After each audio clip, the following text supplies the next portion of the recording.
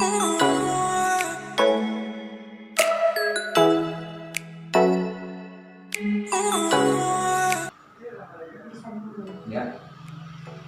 Baik, terima kasih sebelumnya kepada Bapak Hadiris telah meluangkan waktunya untuk dimintai wawancara mengenai kepemimpinan yang Bapak pimpin sekarang. Langsung saja saya mulai wawancaranya. Pertama, bagaimanakah strategi yang Bapak gunakan untuk mengembangkan potensi desa Ancol ini?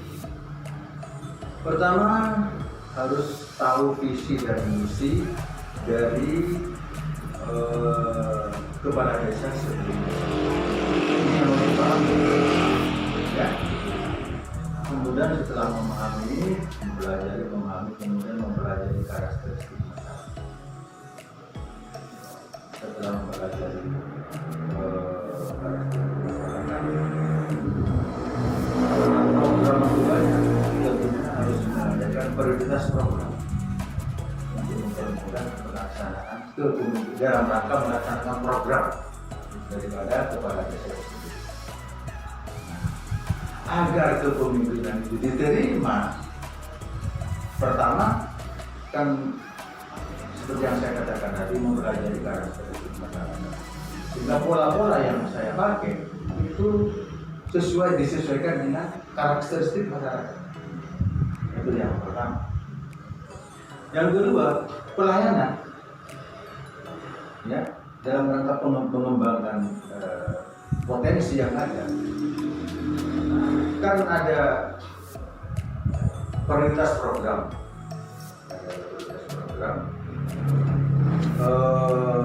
kira-kira yang lebih dibutuhkan oleh masyarakat itu sehingga masyarakat bersimpati dalam sedang melaksanakan pembangunan itu. Ya. Terima kasih.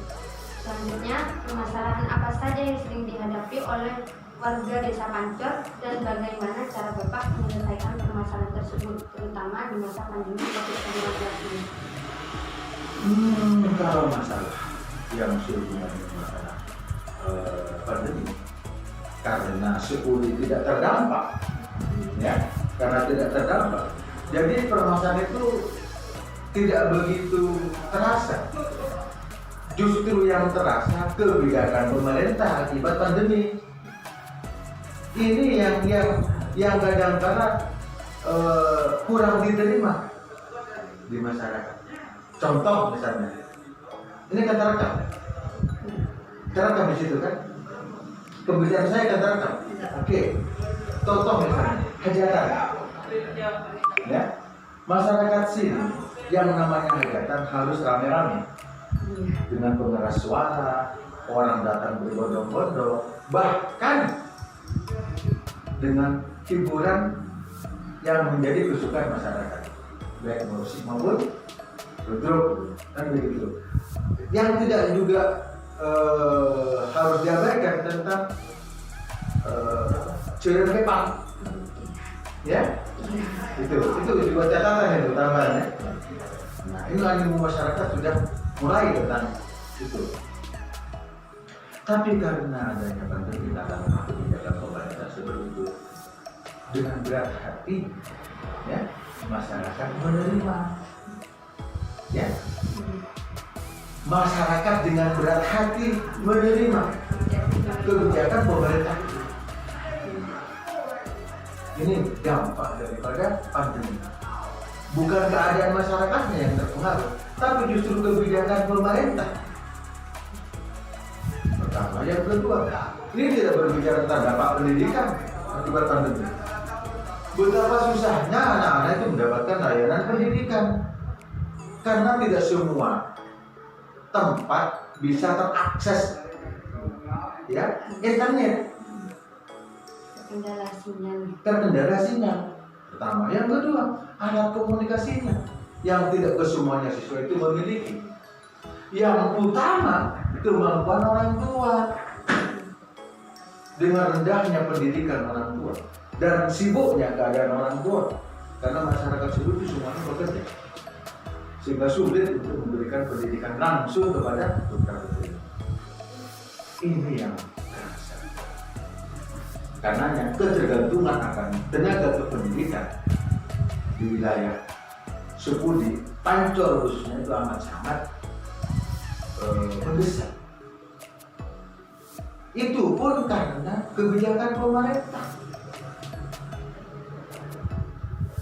Jadi walaupun tidak terdampak, tapi karena kebijakan pemerintah seperti itu, di akhirnya suka tidak suka mau tidak mau masyarakat mengikuti program itu. Terus yang lain. Selanjutnya, pendidikan sangat penting dan dibutuhkan oleh seseorang.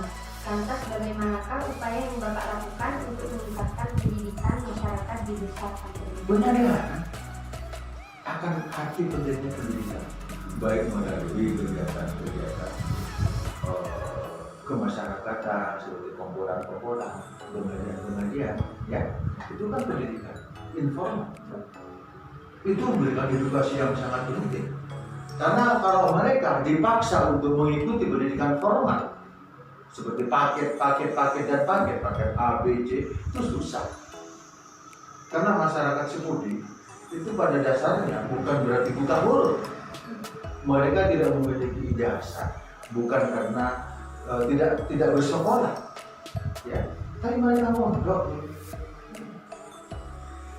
Karenanya walaupun mereka tidak pintar, mungkin ya misalnya tidak berijazah, mereka tetap tahu beda itu. Bahkan mengaji rata-rata setiap orang itu bisa. Jadi peningkatan kualitas manusia SDM Indonesia itu melalui pendidikan informal masyarakat. Ya, bisa melalui edukasi yang lain. Dan itu aktif dilakukan, terutama oleh kepala desa mantap. Melakukan pengajian, mengajar waktu sosial, penyaturan partai miskin dan ini kan proses pendidikan. Itu pendidikan kepada masyarakat. Bagaimana agar masyarakat itu rela memberikan sebagian hartanya untuk peduli kepada masyarakat yang kurang beruntung. Itu ya. Terus yang lain. Pertanyaan terakhir, bagaimana sikap dan tindakan Bapak ketika bawahan Bapak melakukan sebuah kesalahan, semisal tidak mematuhi peraturan yang telah Bapak buat? Untuk saat ini karena saya masih baru di sini, itu tidak ada yang melakukan. Nah, karenanya langkah pertama saya memberikan penyadaran terhadap tugas dan fungsi daripada masing-masing teman-teman. Dan itu dilakukan setiap hari. Ya, setiap hari kerja sebelum dimulai kegiatan pembacaan salawat. Ya, pembacaan salawat maksudnya memberikan ketenangan dan kesadaran pada jiwa pemangku tugas yang ada. Itu rutin dilakukan sebelum melakukan aktivitas kerja. Ya. Ya. Karena apalah arti sebuah pendidikan fisik tanpa memperkuat aspek psikis. Kuat didukung keadaan psikisnya dan amal yang amat sangat menentukan juga pertolongan. Justru itu dilakukan ritual-ritual ya, itu setiap hari bahkan terjadwal. Ya, bahkan terjadwal di BPD. Karena yang memimpin itu BPD. Itu bergilir. Setiap hari itu bergilir. Jadi sebenarnya anggota BPD itu mempunyai tanggung jawab untuk membuka, memimpin acara itu. Ya. Sudah dijadwalkan. Ya, dikatakan terjadwal itu hanya untuk menyederhanakan pembagian. Ya, bukan karena jadwal. Untuk menyederhanakan pembagian itu. Terus yang Sudah cukup. Baik, terima kasih banyak kepada Pak Agus atas penjelasan dan penambahan wawasan kepada saya. Semoga bermanfaat dan semoga desa Pancor ini lebih baik ke depannya dan orang-orang yang ada di dalamnya menjadi orang-orang yang amanah.